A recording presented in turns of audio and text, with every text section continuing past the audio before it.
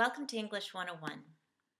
English 101 is a course focused on academic writing, mostly in the essay genre, which we'll discuss more in Unit 1, but we'll also include other common academic tasks such as summary writing, timed essay exams, analyses, responses, and critiques. College-level writing involves more than just correctness, though strong control of mechanics, grammar, and usage are expected. College-level writing involves critical thinking, critical reading, and text-based writing, so cited essays. This 101 course is online, but it has the same outcomes and requirements as a typical face-to-face 101 course.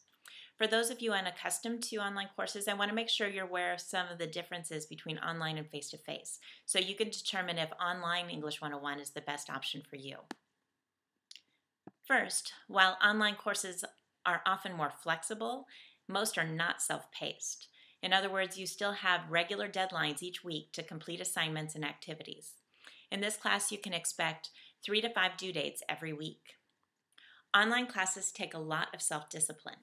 While you don't have to be in class at a particular time, you will need to check in online almost daily in order to keep up.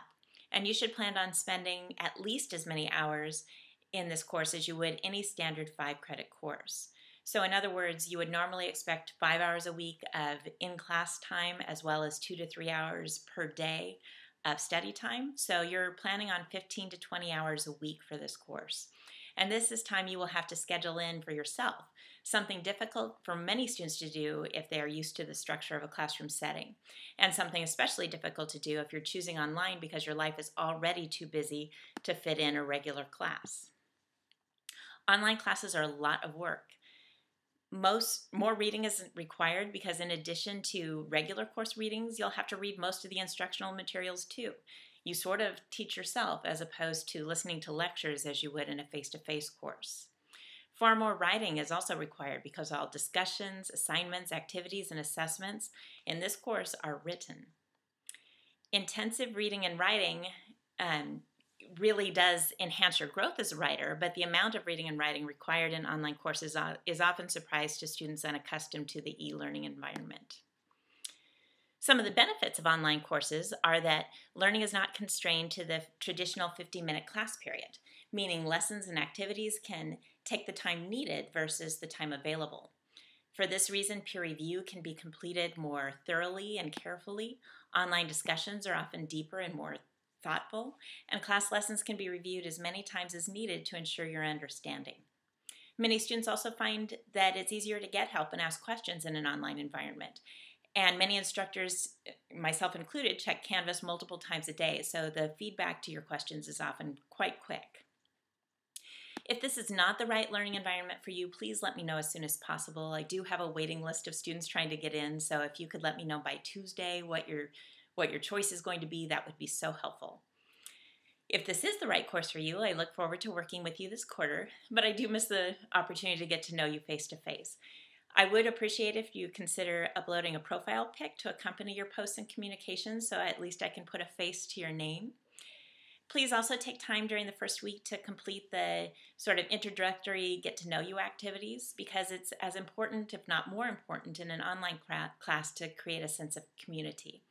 Anytime you're sharing your work and ideas with others, especially you're writing with others, it's important to feel comfortable with one another.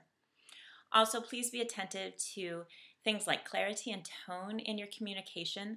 Sometimes we forget about that and are overly terse in our writing or are not particularly clear, do not provide enough details or context in our writing. In our daily lives, we tend to rely pretty heavily on the context and nonverbal cues such as body language, and we don't have that in writing. So sometimes your expression can be not communicate what you intend or can be far harsher than you intend. So please read through, make sure it sounds the way you intend before you press post. A little overview of the course itself. It's using the theme of heroes or the heroic journey to be sort of the guiding principle.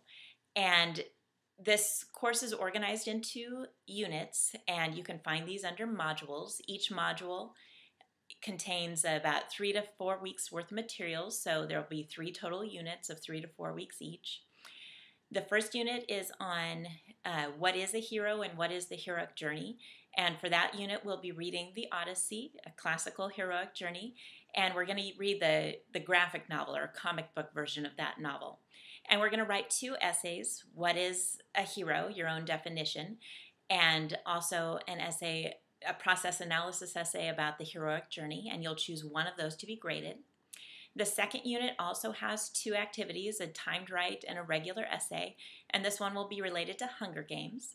You do not have to read the novel Hunger Games, though you're welcome to and encouraged to if you would like to do some projects that involve bonus points. But the movie version is fine to take the essay exam. And the essay that we'll be writing for this unit is a profile of a hero, and you will be choosing someone that you admire and profiling the heroic qualities you see that they have.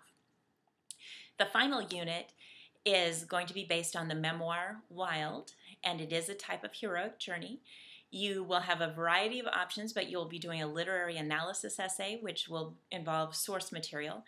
And one of the sources you may choose to use is Hunger Games, and so if you would like to choose that, that is a bonus option that you can do.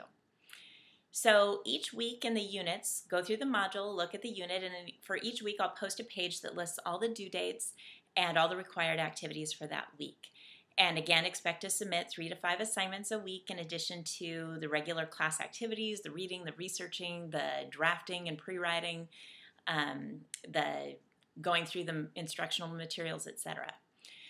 Just so you know, before you can start Unit 1, you have to read the course syllabus and the Canvas supplementary material, and you have to complete the quiz on the introduction to the course in Canvas with an 80% or better, and so that will open up Unit 1 for you.